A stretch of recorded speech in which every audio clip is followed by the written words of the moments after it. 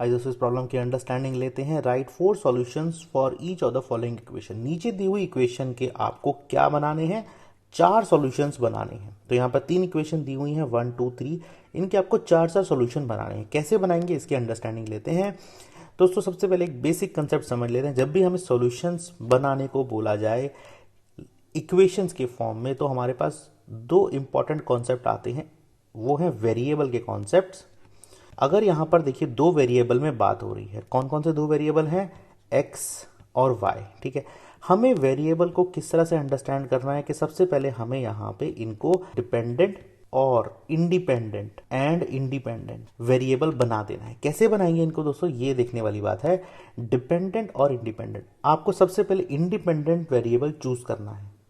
जैसे ही independent variable choose हो गया, आपने उसकी वैल्यू चूज कर ली, वही वैल्यू आप जब डालेंगे तो आपको जो वैल्यू देगा ना इक्वेशन, वो क्या होगी, वो डिपेंडेंट वेरिएबल की इक्वेशन होगी।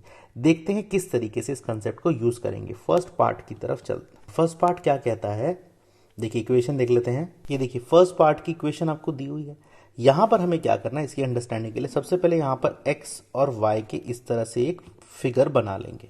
ठीक है जी। अब हमें यहाँ पे क्या करना है दोस्तों, गौर कीजिएगा कि इस इक्वेशन में जो x है वो क्या है, वो एक इंडिपेंडेंट वेरिएबल है, और दूसरी तरफ y क्या है, एक डिपेंडेंट वेरिएबल है। ठीक है ना, ये 2 चीज हम लेके चलते हैं। मतलब कि मैं x की कुछ भी वैल्यू डालूंगा तो हमें y की वैल्यू मिलेगी। तो इस चीज के लिए सबसे पहले इक्वेशन को इसी फॉर्म में कन्वर्ट कर देते हैं। कैसे, देखिए y इज इक्वल टू क्या होगा, 7 माइनस 2x, और y इक्वल टू, तो देखिए यहां पर ये सर आ गए।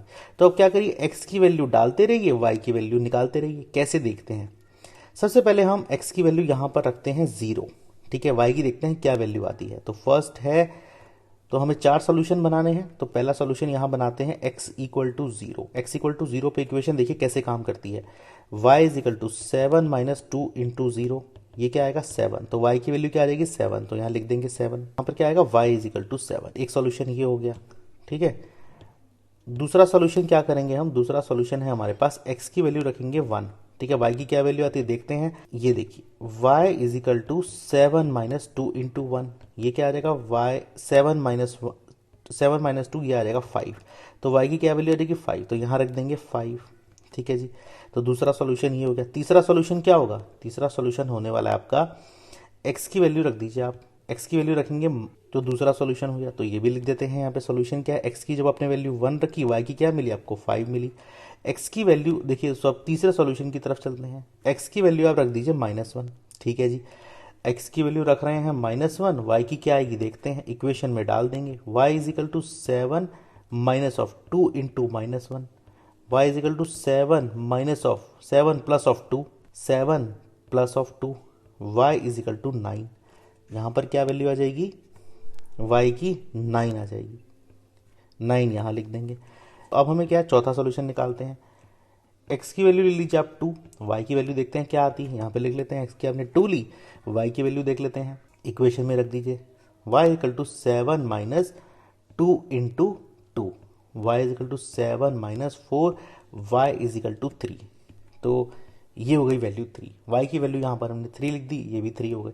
तो ये देखिए, ये इसके पॉसिबल यहाँ पर सॉल्यूशन हो जाते हैं, मतलब कि x और y की वैल्यू यहाँ आपको मिल जाती है। इस तरह से हम इस प्रॉब्लम को सॉल्व कर सकते हैं दोस्तों।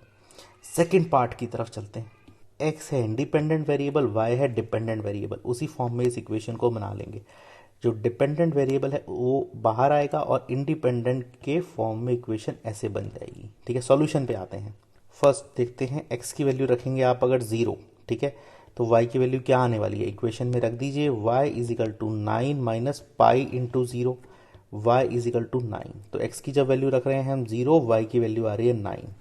ठीक है जी, दूसरा सॉल्यूशन ले लेते हैं।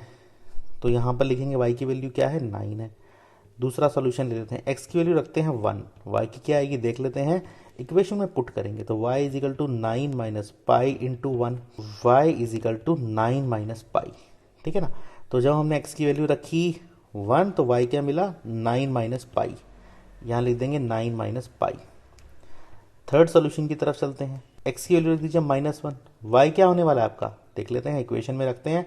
y is equal to 9 minus pi into x, y equal to 9 minus pi into -1, तो y क्या आएगा 9 प्लस ऑफ पाई। ठीक है, तो यहाँ लिख देंगे y equal to 9 plus pi. x की वैल्यू अगर -1 रखते हैं तो y आता है 9 प्लस पाई।